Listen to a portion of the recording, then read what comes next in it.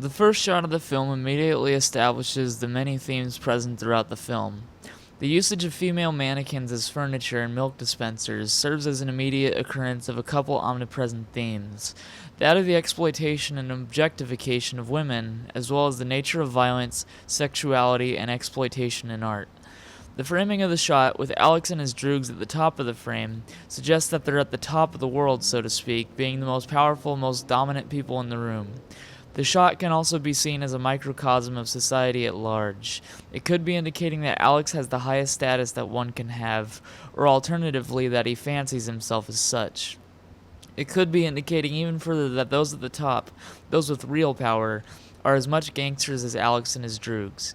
This would go well with Kubrick's quote that the great nations have always acted like gangsters and the small nations like prostitutes. There's also the fact that the shot starts with Alex looking right at the camera. This is a callback to the ending of 2001: A Space Odyssey, in which the very final shot of the film is the Star Child looking directly at us. 2001 carried very significant themes about enlightenment, and so the comparison seems to imply that Alex is in an enlightened state. 2001's overarching narrative was about man versus technology, and A Clockwork Orange's overarching narrative is about man versus culture, man versus society, and man versus politics. If you see Dave Bowman's story as one of ascension, one where he becomes more than what we know, then A Clockwork Orange is essentially the inverse of that arc, one of descension, where Alex is brought back to our level. Additionally, him looking at the camera is breaking the fourth wall. There's a lot of reasons why this could be. Personally, I've always felt like Kubrick enjoyed holding a mirror up to the audience, and I feel like this is a good example. He's holding up Alex, looking at us looking at him. We're looking in the mirror. We're Alex and Alex is us. While this may not be intentional, it fits really well with the themes I'm going to end up discussing. The next scene, in which the droogs beat up a homeless man, showcases more of Alex's power over others. Not just Alex's power over an old homeless man, but also over his droogs. There's a theme going on here about strength in numbers. Alex gets to beat this man senseless because he has people who do what he wants them to. 4 against 1 is no match. This starts the setup of a series of events that will all be reversed in the later portions of the film. It's also worth noting that the homeless man calls it a stinkin' world with no law and order, and Alex asks, "What's so stinking about it?" Alex clearly loves the world in this state, a state in which he has power over all in his life, a true state of happiness for him.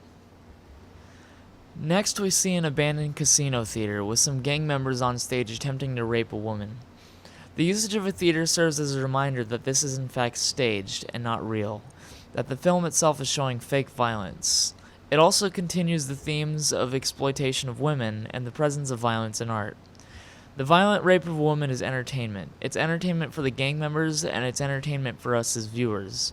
We're watching simulated violence, and we're supposed to enjoy watching it. As with any great director, Kubrick has us right where he wants us. Violence of this kind will disturb most people watching, but he frames it as a theatrical performance and places happy-sounding classical music on the soundtrack in order to juxtapose the disturbing nature of rape and violence with the aesthetically pleasing nature of art. We feel uncomfortable with what we're seeing, but the film seems to feel perfectly comfortable with it. I'll elaborate more on why he chose to portray it this way later, but for now I'll just say that he's trying to say something about art, violence, misogyny, and the relationships that these things have with one another. The usage of a theater will also be repeated in the movie, and I think that the 2 instances of a theater imply that the stage performance of violence that we see is merely a distraction from the much more real issues that go on behind the scenes. Alex and his droogs then go to a man's house and beat him and his wife, and they rape his wife. This scene is perhaps one of the most memorable ones in the entire film. It again repeats the themes of exploitation, art, violence, and misogyny. There's little to say about the scene now, aside from the usage of singing in the rain during an implied rape scene, again juxtaposing art and violence, which will become more important as the film progresses. In the next Kurova scene, a woman sings Ode to Joy, a song that Alex seems to enjoy a lot. I'll admit to not having researched this very well, but evidently there's a rumor that the original title for Ode to Joy was Ode to Freedom. If so, that draws a nice comparison between joy and freedom, which seem to be one and the same for Alex. And again, the usage of Ode to Joy calls back to the theme of art, especially high art. Alex goes home, and in his room we see some interesting pieces of art, including a highly sexual painting of a woman, again calling back to sexuality and art. We also see that he has 2 Beethoven posters hanging in his room.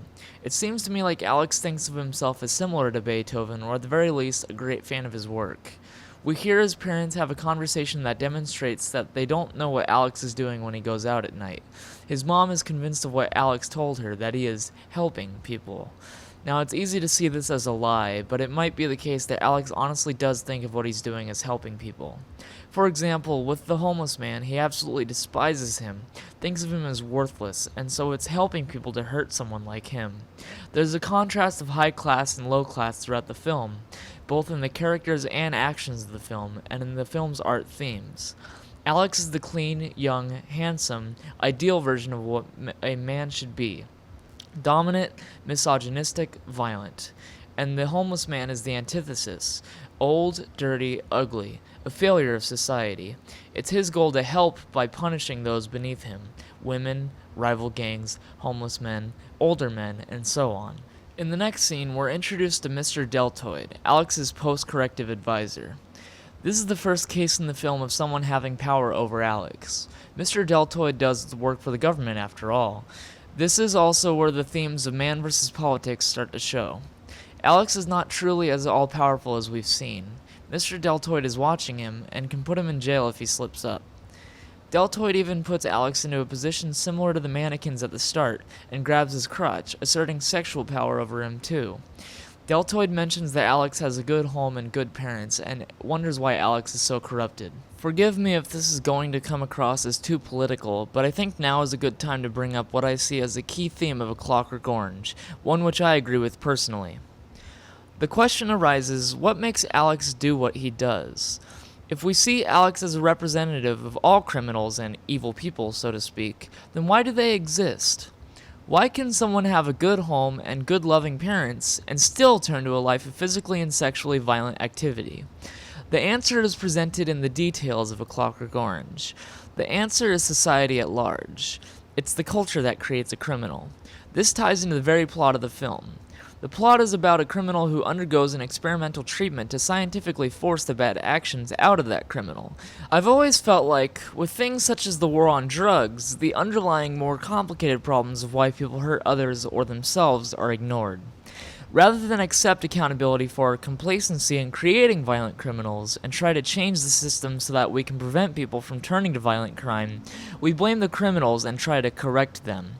Our solution is to just ignore the way that culture, the government, and society shapes people into someone like Alex, and instead to just try to force Alex to act good instead of create an environment in which Alex would have never become a violent criminal at all. I feel as though all throughout the film, Kubrick is trying to answer the question that Deltoid can't. The question of how Alex came to be this way. He does it by showing authority figures asserting power over Alex numerous times. He does it by showcasing the relationship between art and violence. These things may have an effect on Alex and on people in general, and yet we think it's better to correct the symptom of a bigger problem rather than address the bigger problem itself. Alex gets confronted by his droogs, who are insisting on a new way for the droogs. They have plans to set their ambitions higher, but Alex doesn't want that. The reason being that in his little world, he's the king.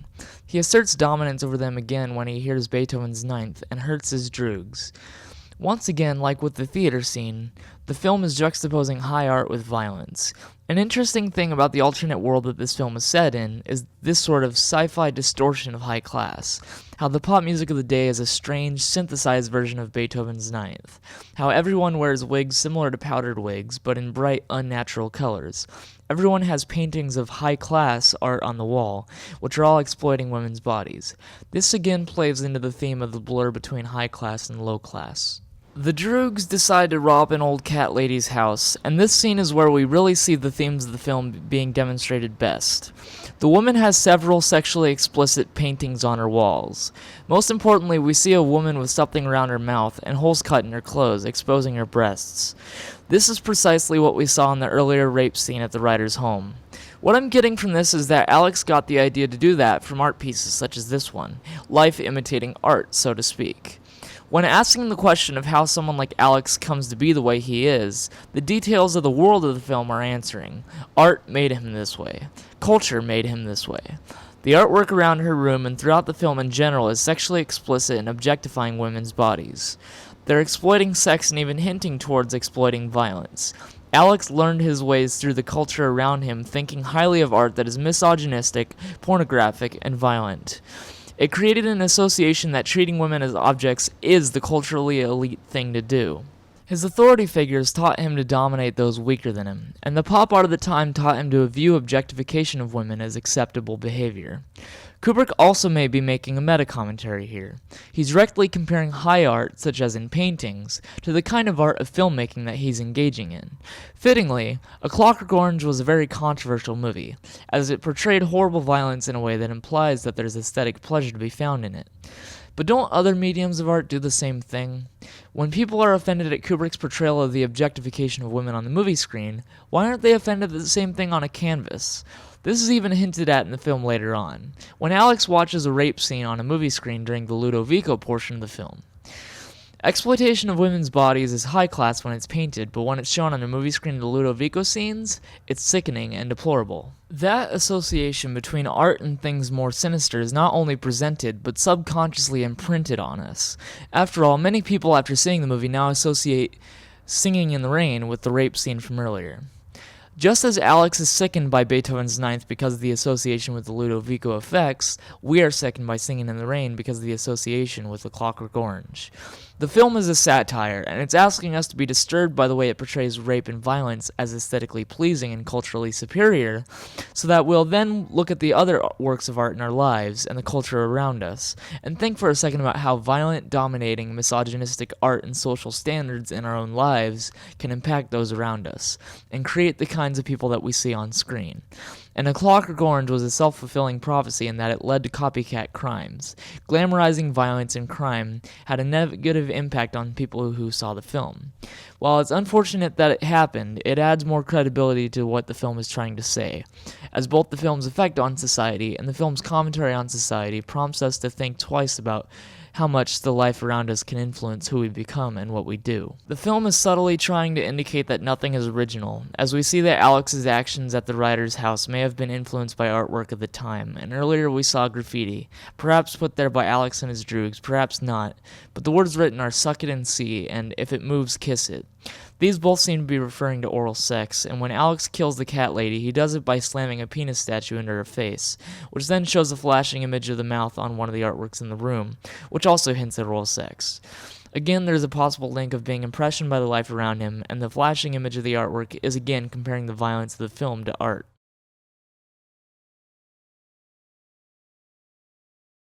In the jail scene, we see a poster on the bulletin board which reads, "Have you got what it takes to be a policeman?" This seems somewhat ironic given that later in the film we learn that Alex's droogs have become policemen themselves.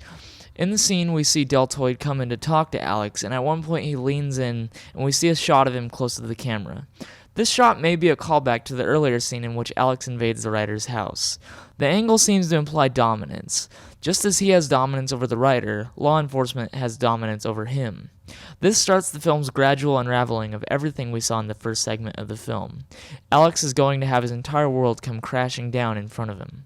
The scene where Alex imagines himself in the Bible could be a criticism of Christianity, but what I think is more important to note is that we're getting a closer look into Alex's mind, and seeing that the prison's attempts to scare him into being a good person aren't working, as he's twisting his Bible study into fantasies of violence. After the minister arrives, Alex is selected for the Ludovico treatment, and he talks to the warden, who talks about the new view that the minister is implementing.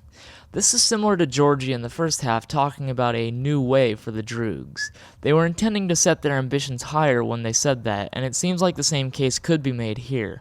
The minister did mention needing room in the prisons for political offenders, which could suggest the leaning towards fascism in the government of the film.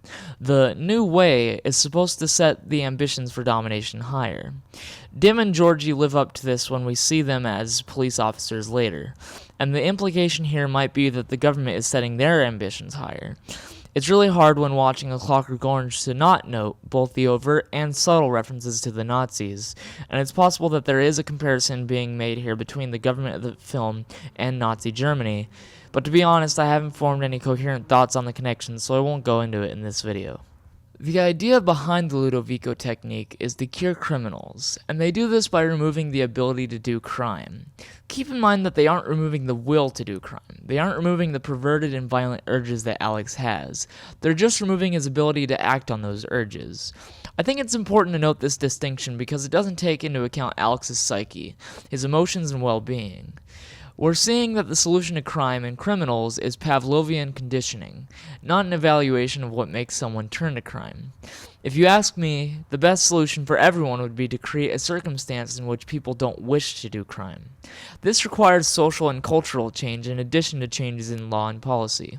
But the government, society, and culture that created Alex wishes to turn him into a respectable member of their society. They do this by turning him into the Clockwork Orange of the title, an organic machine, functioning in all the ways that a normal person would, but with none of the inner workings of a normal person. Instead of changing the essence of who he is, they just seek to hide it, again, refusing to address the problems that lead to someone being the way he is. In the Ludovico scenes, we see one film which is an almost parody version of what we saw earlier in the film, the gang rape of a woman. Again, the fact that what we're seeing is supposed to take place in a theater on a movie screen is another reminder that what we're seeing is, in fact, not real. It's a simulation of violence. It brings back the theme of exploitation and violence in art. The film is commenting on the effect art has on the viewer, while also being a result of that effect. Essentially, A Clockwork Orange is the Ludovico scene in action. Just as Beethoven's Ninth is ruined for Alex as he associates it with the Ludovico treatment, it's ruined for some viewers of the film as it's associated with A Clockwork Orange in their heads. We're being reminded that art can have a profound effect on the audience. Satire often exposes problems through over-the-top portrayals that call attention to the problem. The film is calling attention to the problem of art and culture's effect on individuals by being a prime example of art and culture's effect on individuals. After all, the film did lead to copycat crimes, which highlights the idea that violent, sadistic behavior isn't intrinsic to who you are, but is learned through the life around you. Again, A Clockwork Orange is calling attention to the role of authority figures, the government, the society, and cultural landscape surrounding Alex.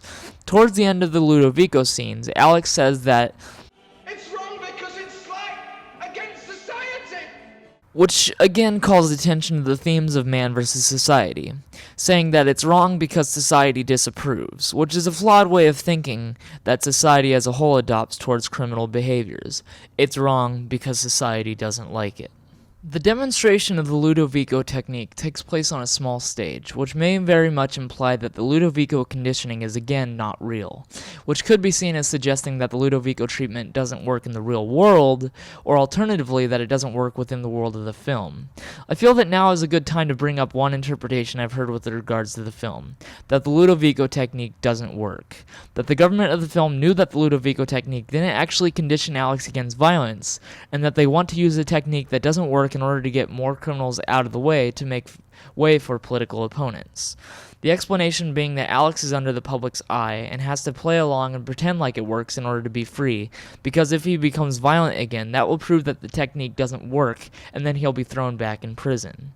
I don't necessarily agree or disagree with this interpretation, and I overall find it irrelevant to my analysis of the film. Whether the Ludovico technique works or everybody is just pretending it works doesn't change the themes of being forced against your will to behave, although it does bring back the theme of man versus society, in the sense that it is playing along as what, even if the Ludovico technique didn't exist, society would want from him. Society pressures criminals to behave normally, without doing anything to stop the circumstances or internal workings of a criminal that lead them to crime in the first place. Someone with a sadistic interest in violence who gets out of prison would be pressured by a watchful society to play along and act like they are no longer going to be violent, and then it's up to them whether they'll pretend like they've been cured and avoid becoming violent again, or will go right back to being violent and be thrown back in prison. But aside from that, the idea that the Ludovico technique doesn't work on a scientific level is largely irrelevant to what I want to say about the film. I bring up this interpretation, though, because I want to add that the Ludovico technique doesn't work on a moral level, which I think is the important thing to note. Even if it is scientifically possible and works in the film as such, like I said before, it doesn't address the problems of the circumstances that lead someone into crime. It just turns criminals into machine imitations of productive society members, people who are technically human, but are deprived of their humanity by a complete disregard for their mental well-being. The goal isn't to cure society, it's to cure those who fail to conform to society. And that's the more important takeaway from the film, that something like the Ludovico technique is useless, regardless of whether or not it actually works. The warden explained that the old view was eye for an eye, and the new view is to cure criminals. It's somewhat ironic then that a lot of the later half of the film is various people that Alex wronged fulfilling the eye for an eye view on justice. Alex gets kicked out of his home, and then he runs into the same homeless man that him and his droogs beat up earlier. He recognizes Alex, and then him and some other homeless people start attacking him, an eye for an eye. Interesting how Alex had power over the man because it was 4 against 1, and now it's several people against only one of him, once again showing that there's strength in numbers, that when Alex has his life reversed, an eye for an eye, it's always groups of people exerting power over him. The police in the jail, the government in prison, his parents and the lodger in his house, the homeless people on the street, his former droogs, and later the writer and the people he brings in. It's revealed that Dim and Georgie have become police officers. The difference between them and Alex isn't that they're better people than he is. The difference is that they use their sadism for the benefit of the government and Alex doesn't. They've simply become droogs for a larger power. This is a major case of the film saying that as Alex abused those beneath him, such as the homeless man, those above him, such as the government, abuse him. It's not about fixing the problem, it's about conforming to the government and society around you. It's about doing your job, fulfilling your role. They found a way to be sadists in a socially and politically acceptable way. The government is just as corrupt as the small gangs who defy the government, if not more so. Good and evil are only relative to how much use the government has out of you. And just as Alex enjoyed asserting power over those lower than him, Dim and Georgia enjoy asserting power over him. This kind of thing is important to note because, as I said earlier, it indicates a culprit in the development of people like Alex: authority. Authority dominates the life of a developing young man like Alex and teaches him that this is the socially required thing to do, to find someone lower than yourself and assert power over them. Once Alex had fulfilled his destiny of being the sadist that the world around him turned him into, he took it just slightly too far and now has to experience the hand of society and the law crushing him. Dim and Georgie torture him by trying to drown him, which is fitting given the Ludovico doctor's description of the sensation as being like that of drowning. It's also another case of reversal, as Alex beat them up and plunged them into the water in a previous scene. Alex makes his way, by coincidence, to the writer's house. In yet another case of reversal, it's raining, but this time he's definitely not singing. We learn that the writer is interested in exposing the government's wrongdoings to the public. It's important to note that when talking about the individual, society, and the government, these are not necessarily distinct entities. After all, the government is comprised of members of society, and society is comprised of individuals. The government is made from society, but the two can be against each other as well. In a world like that of A Clockwork Orange, it's in the government's best interest to keep the society from turning against the government, which makes the writer an enemy of the government. Exposing the corrupt government procedures, which the writer mentions one example being hiring gang members to become police officers, would serve to highlight the failure of the society at large, including the government, to properly address the problems that it faces. While up until this point, the writer may come across as the most moral person of the film, if not the only moral person in the film, he is a threat to the establishment, and that makes him a true political offender, as the minister said earlier, which highlights the potential dangers of allowing behind-the-scenes changes to slip in, inching more and more towards fascism. This once again highlights the themes of man versus the government, and draws a nice comparison between Alex, his droogs, and the writer. Alex was initially free to exert his power, doing so independent of the government, and for that he was left alone in the state that he most preferred. His droogs exerted their power to the benefit of the government, which gave them more power for more abuse and domination. The writer, even with good intentions, attempted to exert his power against the government, and by the end of the film, that gets him into deep trouble. The writer learns that Alex was the same person who attacked him and his wife in the first scene, and also learns of Alex's aversion to the Ninth Symphony. He uses this knowledge and drives Alex to a suicide attempt by blaring the Ninth Symphony at Alex. This is yet another case of reversal, Alex being subjected to the same type of torture that the writer was subjected to, associating the music with horrible memories or feelings, again calling back to how art affects audiences. Now, there are two interpretations I have for this scene, which aren't explained very well in the film. The more obvious one is revenge. The writer wishes to torture Alex, perhaps hoping to drive him to death out of hatred for what Alex did to him. This fits well with the themes that I've already discussed, but alternatively, the writer could be doing this as a way to demonstrate that the Ludovico technique is corrupt. It'll expose the corruption behind the Ludovico technique and cause society to reject it as a practice that the government starts implementing more regularly. After all, it ruins music and inadvertently weaponizes music, which can be used to turn former criminals into defenseless victims. Perhaps it even adds an additional theme of how art can be used to harm others, but I don't have much to say about that, so I won't go any further. After his suicide attempt, the minister visits him in the hospital and explains that the writer was arrested, and offers Alex a job working for the government. They finally found a way where they can use Alex as a part of the system, instead of letting him free of the system. The whole ordeal looks very bad for the government, so it's in their best interest to try to get him on their side. They strike a deal. Alex looks up at the light above him. This is similar to the writer who is looking up at the light above him in Alex's suicide scene. Again, there are two ways of thinking about this. The writer was looking up in sadistic anger, and so Alex is looking up as a mirror of that, showing that he's back to being his sadistic old self. Alternatively, the looking up could be looking up in the sense of high ambitions. The writer was intending to fight the government, and perhaps Alex is planning to do the same from within the government.